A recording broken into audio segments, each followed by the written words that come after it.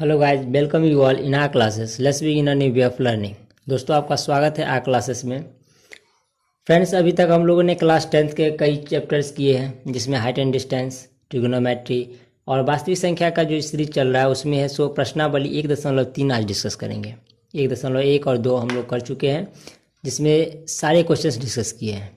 ठीक है, तो आइए आज डिस्कस करेंगे 1.3 जिसमें √5 √3 अपरिमेय संख्या को सिद्ध करना है। ठीक है, तो आइए उस अपरिमेय संख्या को सिद्ध करने से पहले सबसे पहले कुछ कंसेप्ट को जान लेते हैं, जिसके यानी उसी कंसेप्ट के बेस पे हम सभी अपरिमेय संख्या को सिद्ध करेंगे। तो आइए, क्या है ये कंसेप्ट? आपके बुक में दिया हुआ है परिमेय 1.3, उसी को हम समझते हैं और इसी परिमेय पे बेस्ड जो है ना वो सारे क्वेश्चन हैं। आई होप कि ये चीज़ें क्लियर होंगे, है ना। चलिए तो बढ़ते हैं। क्वेश्चन है कि परिमेय है कि मान लीजिए p एक अभाज्य संख्या है। p क्या है? अभाज्य संख्या। अभाज्य संख्या एक बार रिपीट कर दूं मैं, वैसी संख्या जिसमें एक और स्वयं को छोड़ के किसी और संख्या से विभाजित वह नहीं होता है। तो p क्या है? एक अभाज्य संख्या है। यदि p a² को विभाजित करती है, यानी ये जो p है ना, p एक अभाज्य संख्या है, यदि a² को विभाजित करते हैं, यानी ये p से यदि इसमें भाग लग जाता है ना, तो कहने का मतलब है कि p जो है a को भी विभाजित करेगा। समझे? यही है परिमेय, जहाँ a क्या है? एक धनात्मक पूर्णांक है। तो इसी को समझना है। तो चलिए सबसे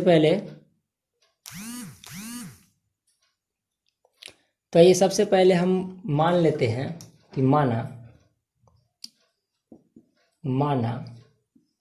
ए एक अभाज्य गुणनखंड है। गुणनखंड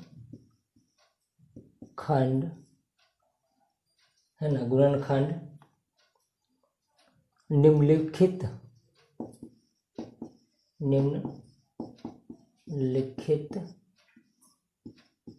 रूप के हैं। यानी किस रूप में है वो? तो a बराबर p1 p2 इस तरफ से p3 है ना, डॉट डॉट डॉट pn तक है। यानी p एक अभाज्य संख्या है जो क्या है? अभाज्य गुणनखंड के निम्नलिखित रूप है। ठीक है ना।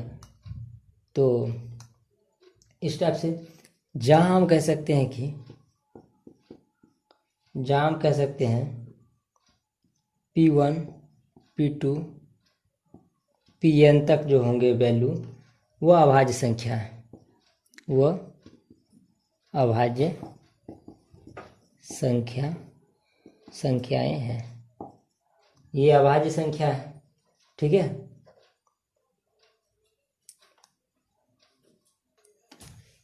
यदि हम यहाँ लिखते हैं दोनों तरफ वर्ग करने पे, दोनों तरफ वर्ग करने पर इसको, ये हो जाएगा a² बराबर हो जाएगा p1 p2 p3 है ना, pn का स्क्वायर। जिससे क्या प्राप्त होगा हमें? p1 का स्क्वायर, p2 का स्क्वायर, p3 का स्क्वायर से लेके pn का स्क्वायर, ये हमें प्राप्त होगा। ठीक है। सो यहाँ से हम लिखेंगे कि चूंकि p a² को विभाजित करती है, ठीक है, इसलिए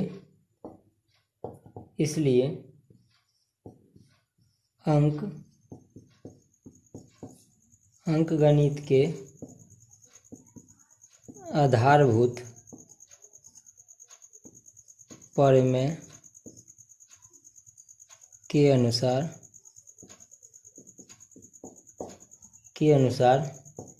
p a² का एक गुणनखंड है। परंतु थोड़ा सा आगे कर लेते हैं। चलिए, तो क्या लिखेंगे हम, परंतु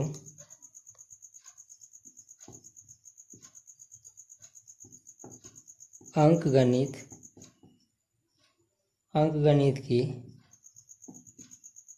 आधारभूत प्रमेय की अद्वितीयता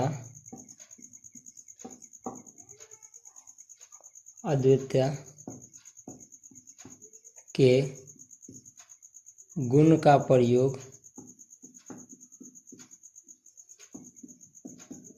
करने पर क्या हमें मालूम होता है, यहाँ लिख लेते हैं कि P1 P2 डैश Pn में से कोई एक है ना। तो इसलिए हम लिख सकते हैं कि A बराबर P1 P2 P3 dot Pn एक P भी मौजूद है। क्या लिखेंगे, मौजूद है। अतः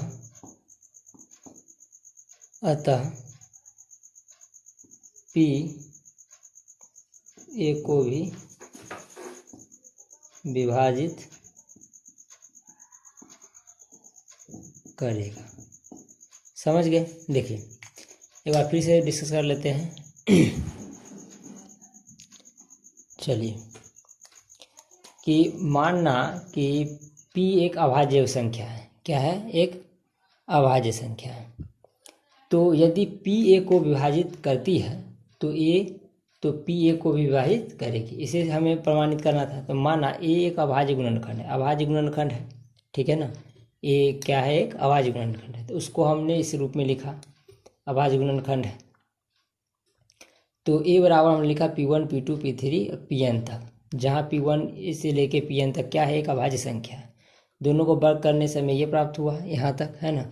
तो फिर हमें क्या दिया हुआ था कि चूंकि P A स्क्वायर को विभाजित करती है तो अंकगणित के आधारभूत प्रमेय से, अंकगणित के आधारभूत प्रमेय से क्या मतलब है फ्रेंड्स, कि हमने कहा था कि कोई भी अभाज्य संख्या का जो गुणनखंड होगा वो अभाज्य संख्या के रूप में होगा, है ना। चाहे अभाज्य संख्या का भी हम गुणनखंड करेंगे तो वो अभाज्य संख्या नहीं, वो क्या था कि अभाज्य संख्या के ही रूप में होगा किसी भी भाज्य संख्या के गुणनखंड करने पे, ठीक है ना। तो फिर यहाँ पे है कि P A स्क्वायर का एक गुणनखंड है। क्या है, एक गुणनखंड है P A स्क्वायर का, इसका गुणनखंड है। तो कहने का मतलब है कि ये जो होगा इसमें होगा, परंतु अंकगणित के आधार पर, प्रमेय के आधार पे क्या पता चलता है, आधारभूत प्रमेय की अद्वितीयता के गुण के प्रयोग करने पर हमें यह पता चलता है कि P1 P2 Pn तक जो है में से कोई एक है ना, इसमें से कोई एक है वो। तो A बराबर P1 P2 P3 Pn तक एक P भी है, इसमें जो है वो एक P भी है। इसलिए हम कह सकते हैं कि P A को विभाजित करेगा। चलिए आगे बढ़ते।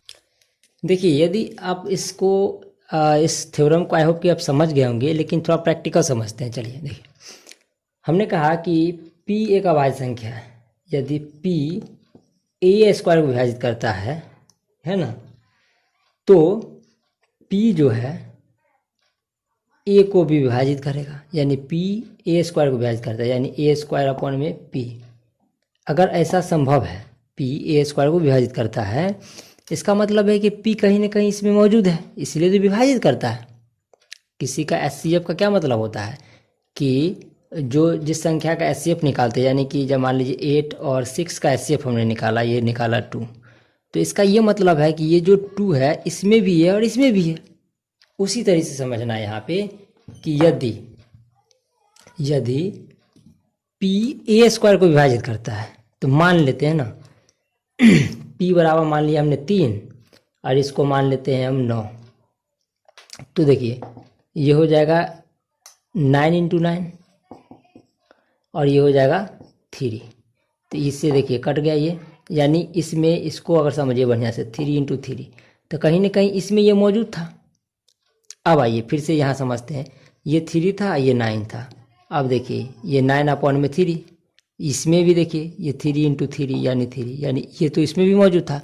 तो कहने का ये मतलब होता है कि इस प्रमेय से हमें बस यही सीखना था कि यदि कोई संख्या p है और वो a² को विभाजित करता है तो उसमें उसका है सो कहीं ना कहीं वो उसका गुणनखंड उसमें मौजूद होता है।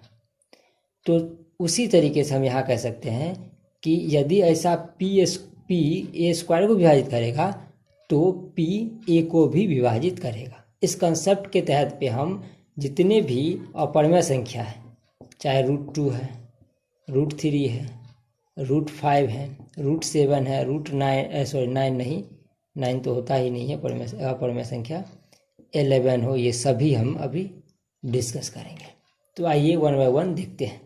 चलिए तो क्वेश्चन नंबर फर्स्ट देख लेते हैं। ये चलिए क्वेश्चन नंबर फर्स्ट देख लेते हैं।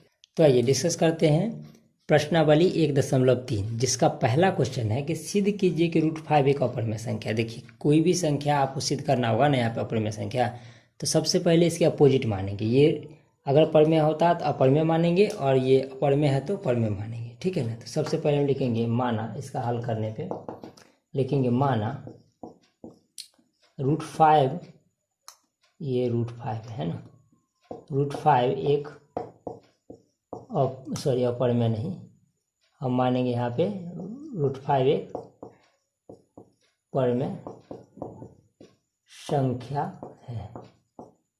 हम मानेंगे √5 एक परिमेय संख्या। देखिए अच्छा, एक बात आपको भी पता है कि कोई परिमेय संख्या है तो उसको हम क्या लिख सकते हैं, उसको हम p/q के रूप में लिख सकते हैं, है ना। जहां हम कहेंगे p एवं q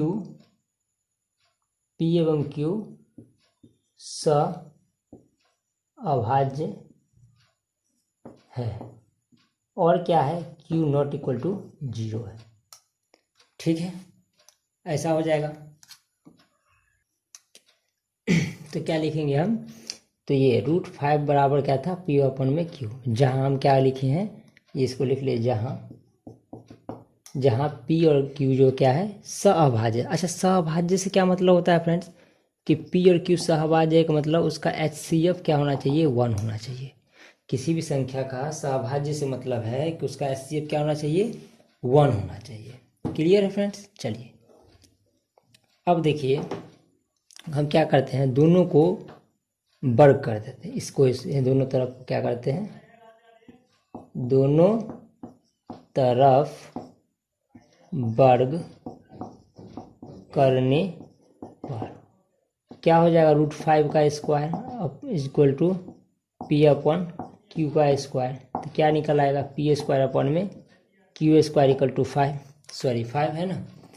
तो यहाँ से हमें क्या प्राप्त हो रहा है, 5q² इक्वल टू p², ठीक है ना। 5q² equal to p²।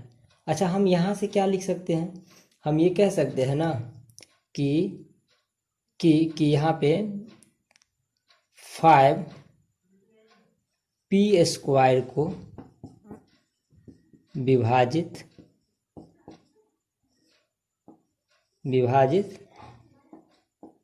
करता है, ठीक है। तो यहाँ पे हम ये भी लिख सकते हैं कि 5p को भी विभाजित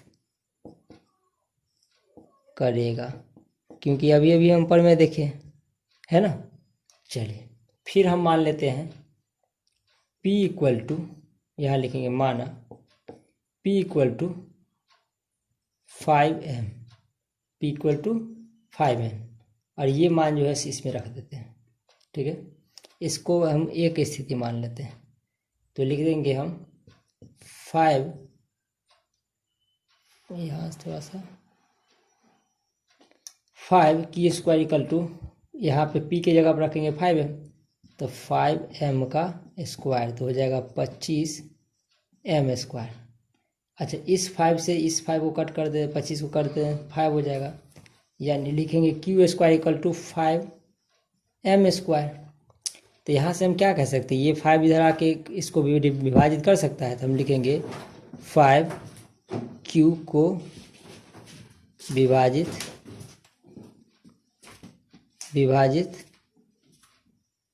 करता है। अब देखिए, तो फिर कहेंगे कि 5 जो है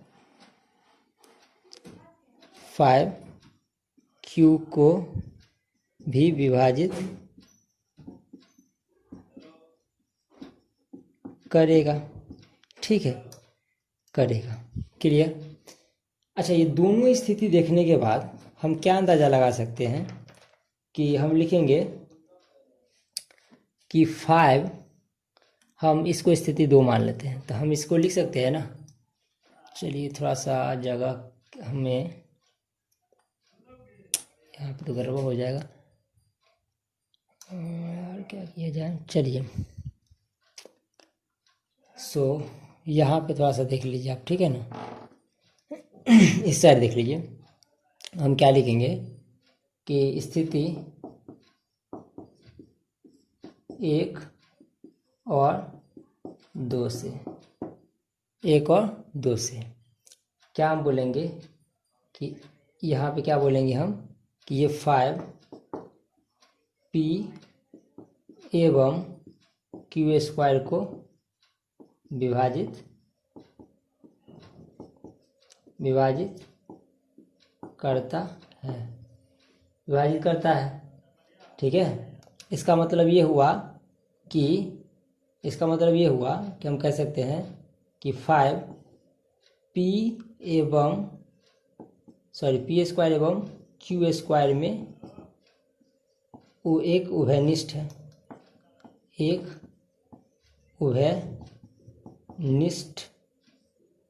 है।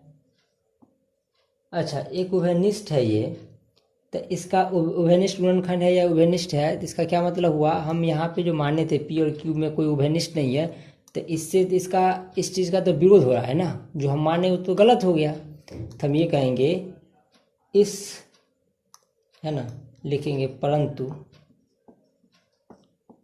इस तथ्य से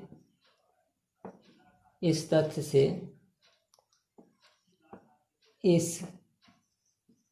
कथन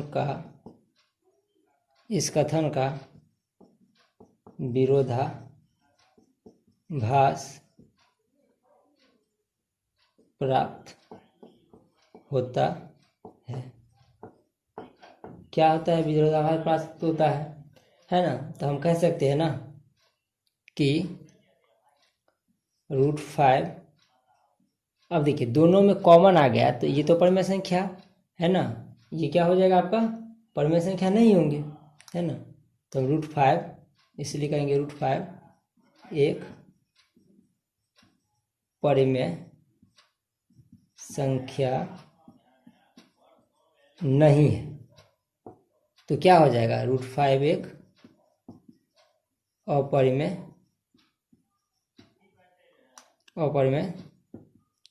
संख्या है, ये सिद्ध हो जाएगा। देखिए थोड़ा सा यहाँ पे दिखने में प्रॉब्लम हो गई होगी, तो I will try in next question that आप बढ़िया से लिख सको, है ना। मैं कोशिश करूँगा आपको थोड़ा सा अच्छे से एडजस्ट करके लिखें। तो चलिए क्वेश्चन नंबर देखिए, इस टाइप से आप ना सारे क्वेश्चंस को केवल √5 को बदल दें, वहाँ पे √3 कर लीजिए, √7 कर लीजिए, और जितने भी दिए हुए हैं इस टाइप से √2 √3 √7 सब आप आराम से कर सकते हैं। सबके लिए एक ही प्रोसेस होगा, सबके लिए इसी तरह के थ्योरी लिखेंगे। क्लियर है फ्रेंड्स। तो आइए बढ़ते हैं क्वेश्चन नंबर 2 देखते हैं। तो ये क्वेश्चन नंबर 2 देखते हैं, क्या है कि सिद्ध कीजिए कि 3 + √5 एक अपरिमेय संख्या है। तो हमने कहा था इसके अपोजिट मान लेंगे, तो हल में लिखेंगे कि माना 3 + 2√5 एक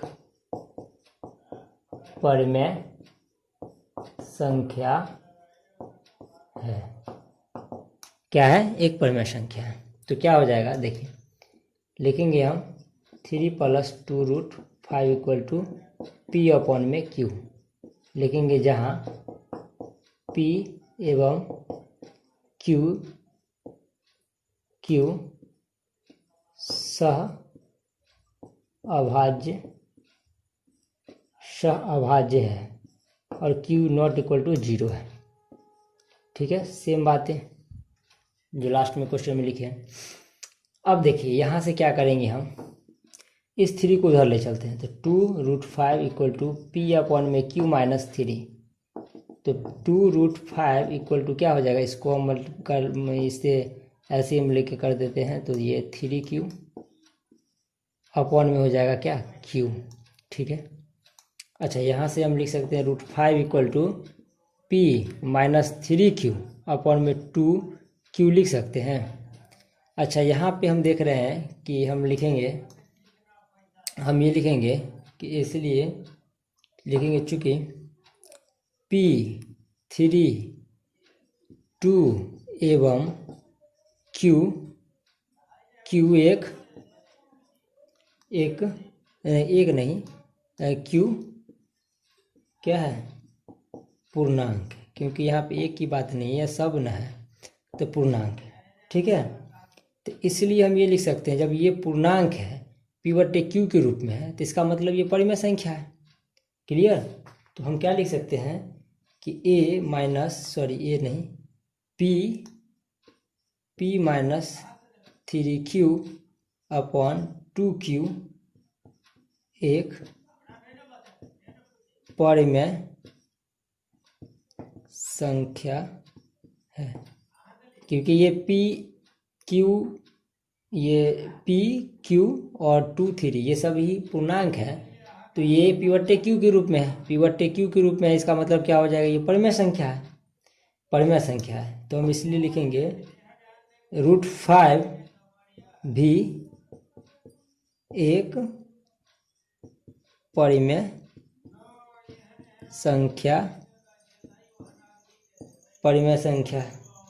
ठीक है, √5 भी परिमेय संख्या है।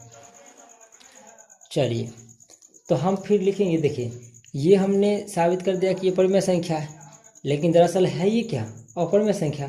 तो लिखेंगे परंतु इससे इस तथ्य का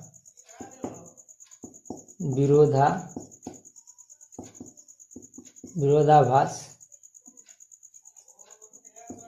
प्राप्त होता है, इससे विरोधाभास प्राप्त होता है ना, कि √5 एक अपरिमेय संख्या है। तो इसलिए हम क्या लिख सकते हैं, अतः अपरिमेय नहीं, ये परिमेय संख्या है ना। इसका विरोधाभास प्राप्त होता है कि √5 एक परिमेय संख्या है ना, क्योंकि माने इसे परिमेय संख्या, तो लिखेंगे अतः 3 + 2√5 एक क्या है, अपरिमेय, ये ठीक है, अपरिमेय ही है। ठीक है ना, तो ये भी क्या हो जाएंगे, √3 + 2√5 भी एक अपरिमेय संख्या है। क्लियर है फ्रेंड्स, यही हमें सिद्ध करना था। तो बहुत आसान है ना, इतने बार p1 लेंगे, ये परिमेय संख्या है तो p/q के रूप में लिख देंगे, और फिर सिंपल आप करेंगे है ना, जब यहाँ पे ये p/q के रूप में है, सब पूर्णांक है, तो स्वाभाविक सी बात ये परिमेय संख्या होंगे, लेकिन ये दरअसल परिमेय संख्या है नहीं, तो इसी का विरोधाभास प्राप्त होता है हमें। तो लिखेंगे √5 एक अपरिमेय संख्या है, तो 3 + 2√5 भी एक अपरिमेय संख्या ही होगा, यही हमें साबित करना था। आइए क्वेश्चन नंबर 3 समझते हैं।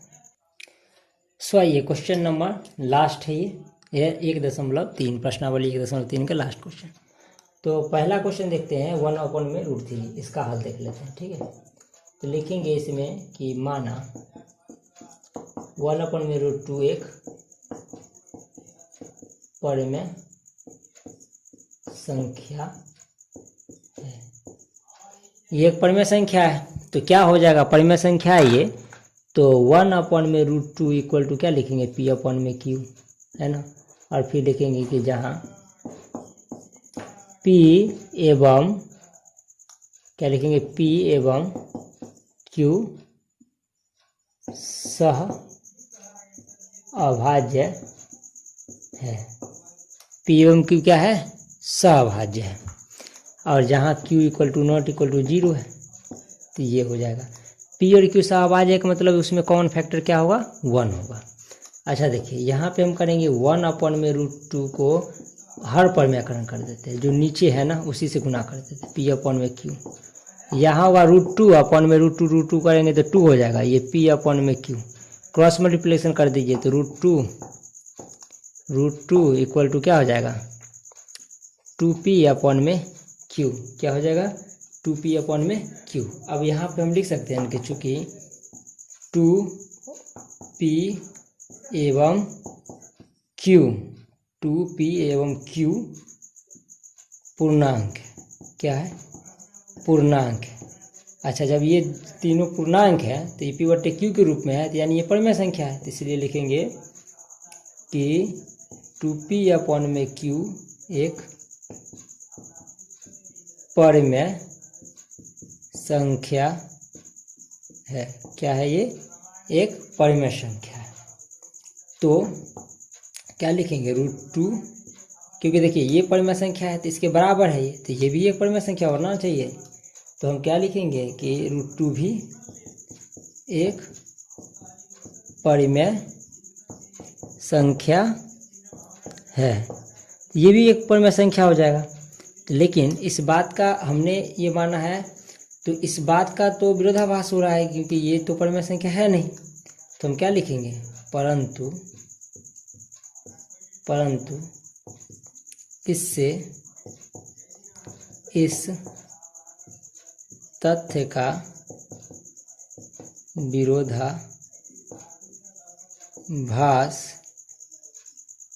विरोधाभास प्राप्त होता है कि √2 एक अपरिमेय संख्या है।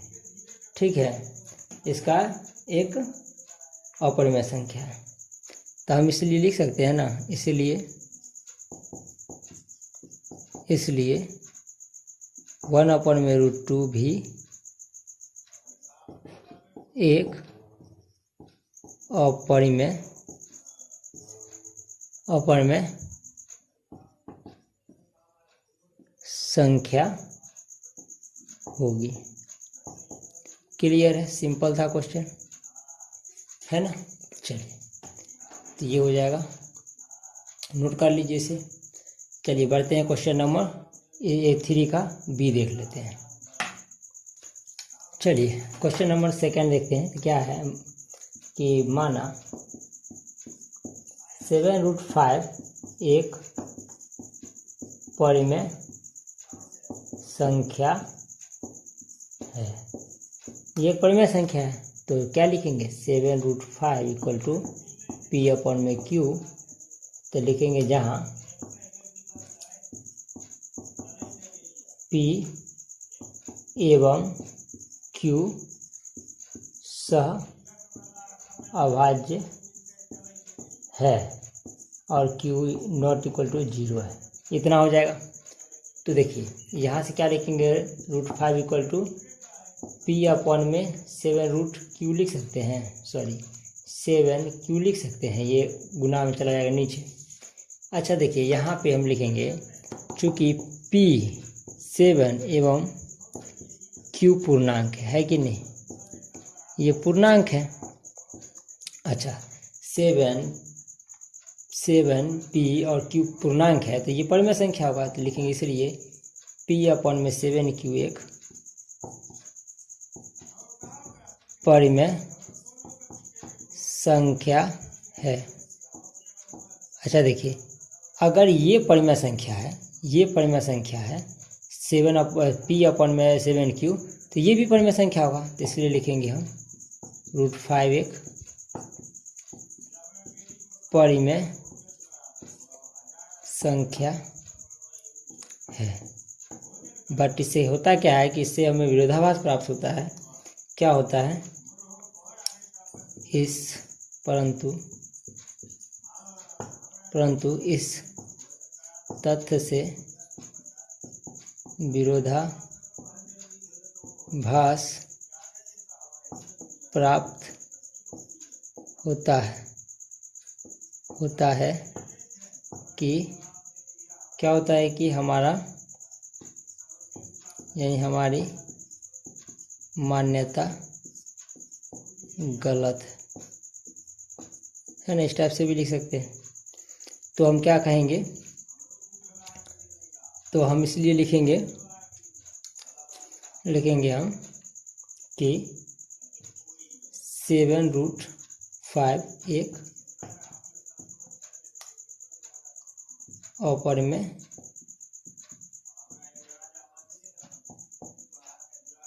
संख्या है। ठीक है ना। ये लिखेंगे हम कि √7√5 जो है सो एक अपरिमेय संख्या है। चलिए क्वेश्चन नंबर, इस अध्याय का लास्ट क्वेश्चन देख लेते हैं। सो क्वेश्चन नंबर लास्ट है कि 6 + √2 है ना, इसे हमें अपरिमेय सिद्ध करना है। तो लिखेंगे माना 6 + √2 एक परिमेय संख्या है। ठीक है। तो लिखेंगे 6 + √2 = P/Q, जहाँ Q ≠ 0 है और P एवं Q सह अभाज्य है। ठीक है। चलिए तो क्या हो जाएगा, ये जो 6 है ये उधर भेज देते हैं। तो √2 क्या हो जाएगा, P/Q - 6, इसको लिख सकते हैं P - 6Q अपॉन में Q बराबर √2। अब देखिए सेम उसी तरह से P6Q एक क्या है, सॉरी एक नहीं, ये बहुत सारे हैं तो पूर्णांक है ये सभी। तो इसलिए लिख सकते हैं ना कि P6Q अपॉन में Q एक परिमेय संख्या है। और लिख सकते हैं हम कि √2 भी एक परिमेय संख्या है।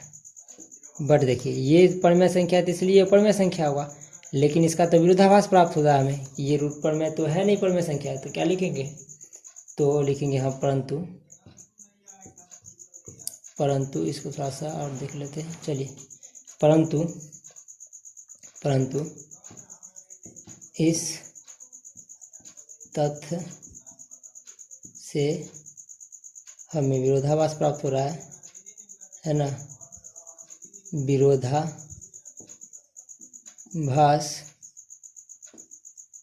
प्राप्त होता है कि √2 है ना, √2 यानी चलो लिख लेते इसी को, 6 + √2 एक